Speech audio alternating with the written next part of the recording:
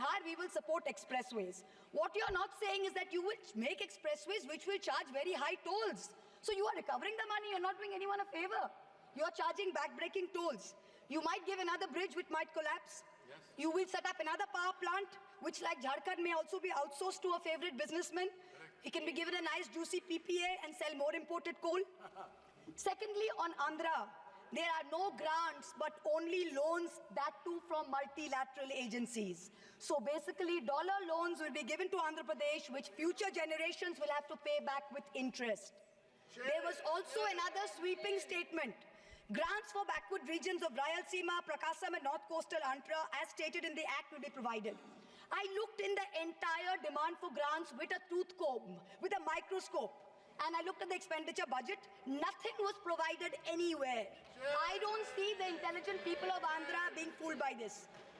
Priority 4, manufacturing and services. The finance minister has devoted an entire section on how MSMEs are a priority. I believe her. Yes, it should be a priority. But I'm very confused. Most medium and small enterprises are either proprietorships or partnerships. Madam, can you please explain why these proprietorships and partnerships are taxed at higher rates than companies? This makes no sense. Is the A-team the only businesses who are sending truckloads and tempo loads? MSMEs are not sending. Is that the problem? And also the government needs to get rid of the bizarre 29A of the Insolvency and Bankruptcy Code, because it is killing companies that are in trouble. It does not allow promoters to propose a resolution plan. As long as we have this code, promoters cannot propose a resolution plan. We need to get rid of this. Priority 5 in the finance minister's speech, urban development. The Prime Minister had said every citizen will get a house by 2022.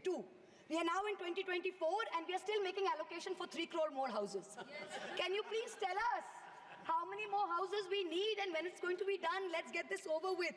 2047. Priority 6, energy security. The less I speak about this, the better it is. Energy security is security for best friends. It's created by allowing best friends to import low-grade quality coal, mark it up as high-grade quality coal, and sell it to state development corporations at the cost of the country's environment, at the cost of the health of our citizens. Priority 7, the finance minister said, was infrastructure. She announced in a true style of Shagun that she is gifting the nation 1,11,111 crores. 111,111. This is flat on last year. Sadly, most of this will go towards crony capitalists.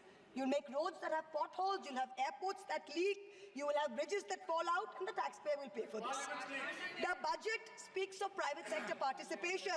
But remember one thing, they bid out 6 airports to one company for a fee to be paid by the government. Then they created a policy that allows the regulator to keep increasing the user development fee. So actually, it's the flying public of India that are paying for this. Priority 8. Innovation, research and development.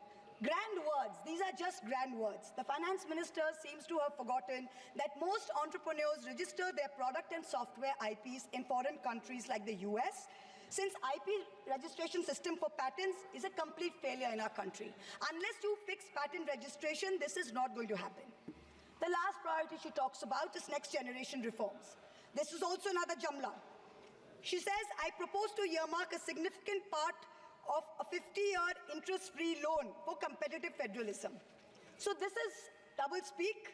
We'll keep this money in our pocket. If Nitish ji and Chandrababu ji see through our jumla and they make a big fuss, we'll have some additional funds to keep them happy and to keep the government going.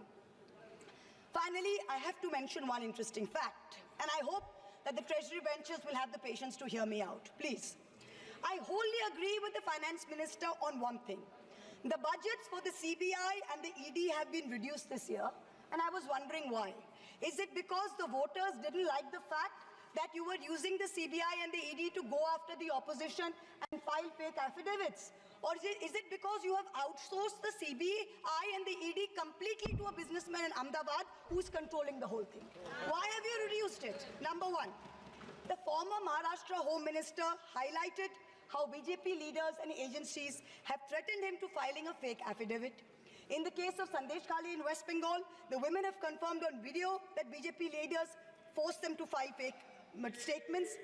Similarly, I'm told in my matter, Mr. Adani on October 16, 2023, got my friend to his office in Ahmedabad and threatened him with dire consequences to file a fake affidavit. Actually, it was Mr. Adani's in-law, Mr. Cyril Shroff, who filed the fake affidavit and forced him to sign it.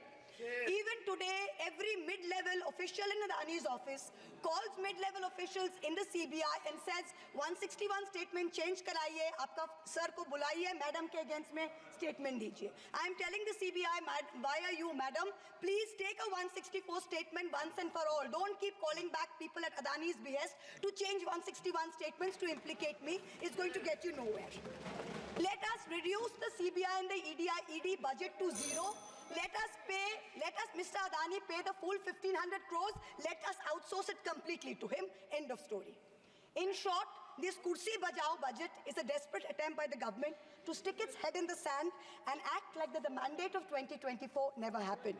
But the coming days are going to prove the instability of this government and the inefficacy of its economic policy. We wait for that day. Thank you very much, madam. Thank you. माननीय सदस्य member has made specific allegation against the government and a particular business house, and she has been tortured like anything. The matter may be referred to the privilege